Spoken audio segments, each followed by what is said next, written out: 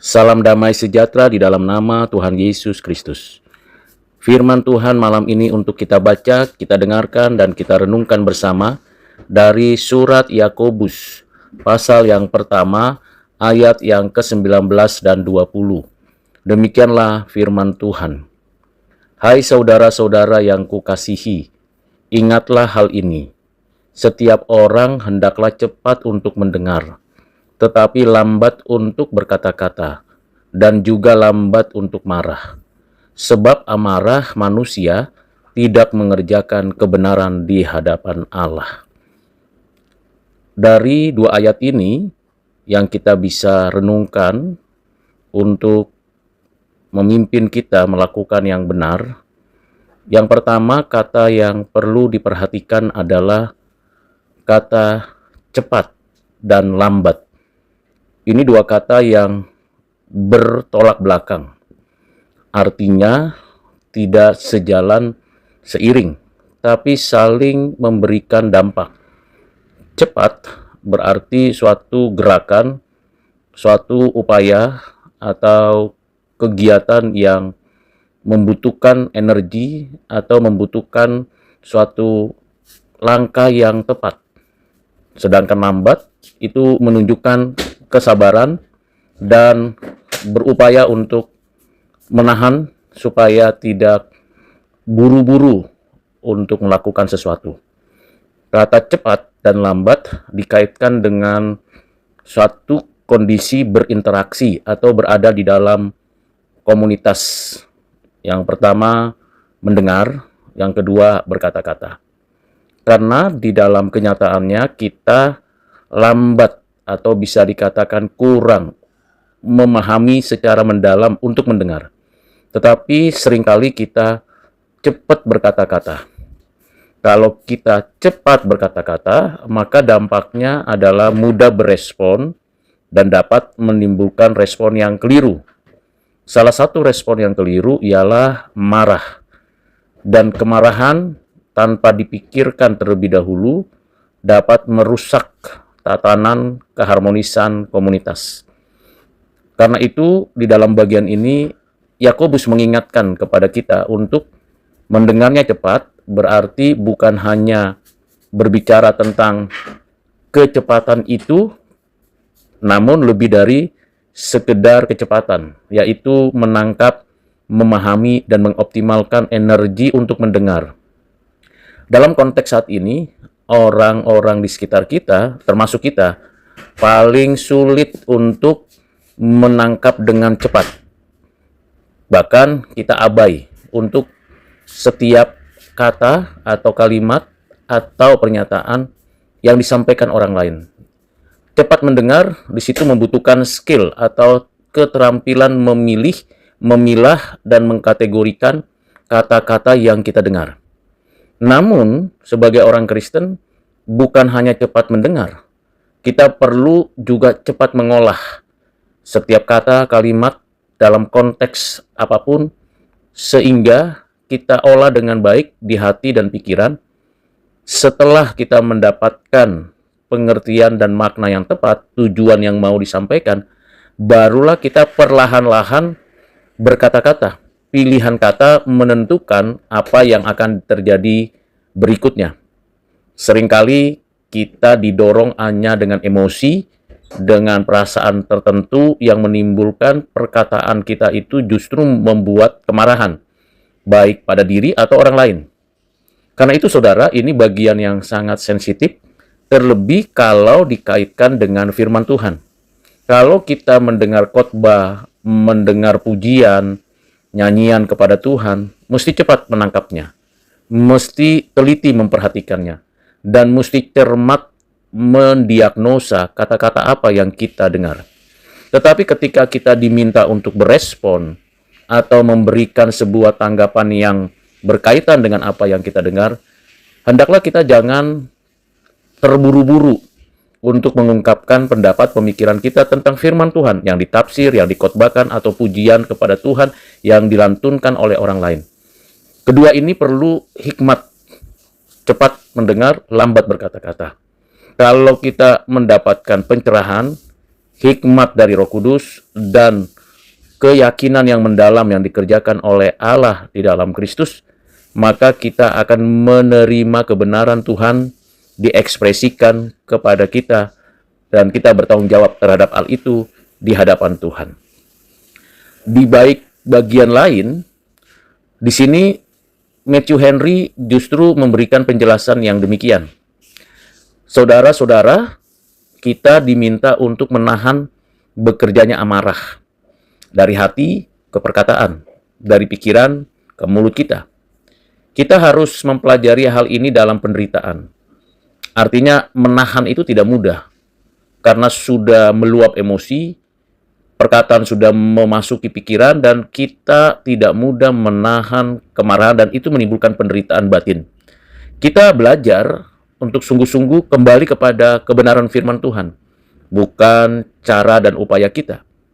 Dengan demikian, maka kita punya satu relasi yang baik, di mana jiwa kita yang mudah marah itu, karena memang pernah berada di dalam keadaan berdosa kitanya, yang bisa menimbulkan terpancingnya perbuatan-perbuatan jahat, khususnya penderitaan, kesalahan, pemikiran buruk, itu dapat merajai, menguasai kita, sifat kita. Dan kita bisa tiba-tiba saja bertindak keji dan hina. Namun dalam situasi seperti itu, Yakobus mengingatkan dan memberikan kepada kita pengajaran bahwa anugerah Allah yang memperbaharui kita dan firman Tuhan, Injil keselamatan, mendidik kita untuk menaklukkan semuanya itu. Tidak mudah menaklukkan pendengaran kita dan lidah kita, karena kita sudah atau sering menggunakan telinga untuk hal yang buruk atau berkata-kata untuk hal yang cemar. Apa yang perlu dipelajari dari perkataan ini? Dari ayat 19, menurut Matthew Henry, pada firman kebenaran dibicarakan bagian ini khususnya dari ayat 18, yaitu kita dengan sungguh-sungguh menempatkan firman Tuhan di dalam diri kita, sungguh-sungguh meyakini kehendak Tuhan itu.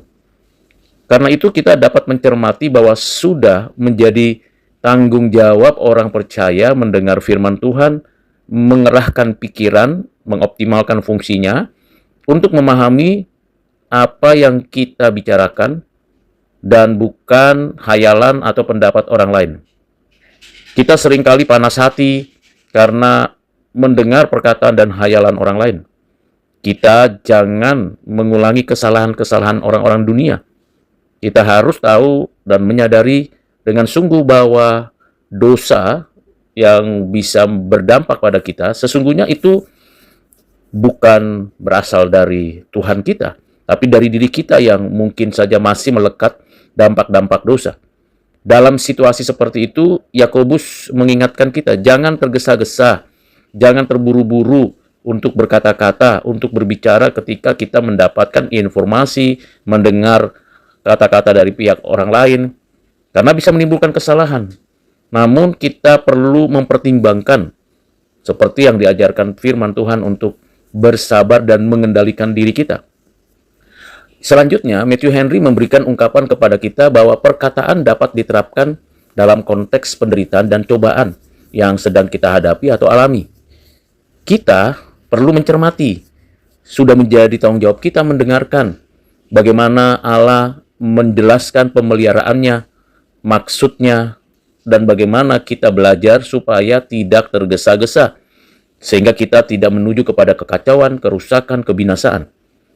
Kita tidak mau seperti Yunus yang terus mendadak marah karena kondisi cobaan, penderitaan, dan kesulitan. Kita belajar membuka telinga dengan hati yang siap mendengar, teachable heart. Teachable heart, hati yang siap dididik.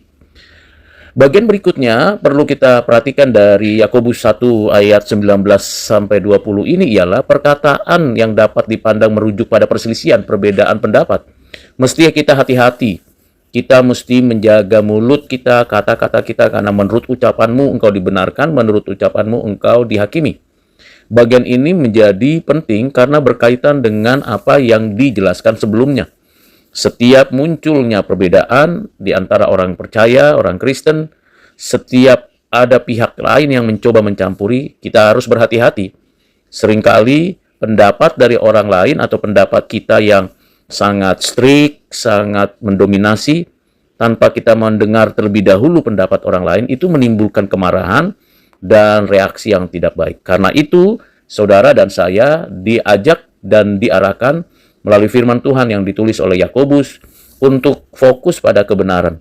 Dan ketika sudah mendapatkan pengertian yang mendasar, mendalam, dan utuh, mari kita berkata-kata dengan tepat, dengan kata-kata yang bijak, sehingga meredam kegeraman, kemarahan, kebencian, kekesalan. Hendaklah perkataan kita membangun, memberi perlengkapan, dan membawa damai. Ini tidak mudah kecuali Roh Kudus memberikan pertolongan, sehingga perkataan kita tidak memahitkan hati orang, dan kata-kata kita tidak menjadi kata-kata yang sembrono. Disinilah saudara yang kasih dalam Kristus, kita perlu kuasa Roh Kudus untuk kita bisa menahan amarah kita, supaya firman kebenaran itu berkarya di hadapan Allah. Di sini seolah-olah menurut Matthew Henry, Yakobus sedang memberikan kepada kita pengajaran yang seringkali kita begitu berapi-api untuk menunjukkan keagungan Tuhan, tetapi kita belum menyadari butuhnya apa orang dengan perkataan kita. Kepentingannya tentu kepentingan Tuhan yang perlu kita layani. Kita minta Roh Tuhan memberikan kelembutan kepada kita dan orang lain, dan kita minta hikmat yang menenangkan hati dan diri orang lain. Sehingga kalau kita bisa mengatakan, kita harus sigap mendengar, kita berbicara dengan tenang, dan kita tidak marah-marah. Bagaimana itu bisa dilakukan? Sekali lagi, kita mendengar dan mendengar sampai yang berkata-kata itu selesai berkata-kata, dan jikalau mungkin ada kesempatan kita berbicara dengan baik, tepat, dan tidak terburu-buru. Ini juga sering terjadi pada perdebatan beragama, apologetika. Kita cepat-cepat marah, cepat-cepat bertanggapan dan berespon, karena kita terhina atau dihina. Ingat, amarah, apapun caranya, apapun alasannya, itu tidak memberikan kepada kita dampak yang baik. Amarah menjadikan setiap percakapan sungguh bisa menentang kebenaran. Orang yang mengaku bahwa ia memajukan kepentingan Tuhan Allah, maka dia yang mengenal Allah akan menghentikan amarah dan fokus pada firman Tuhan yang dibicarakan.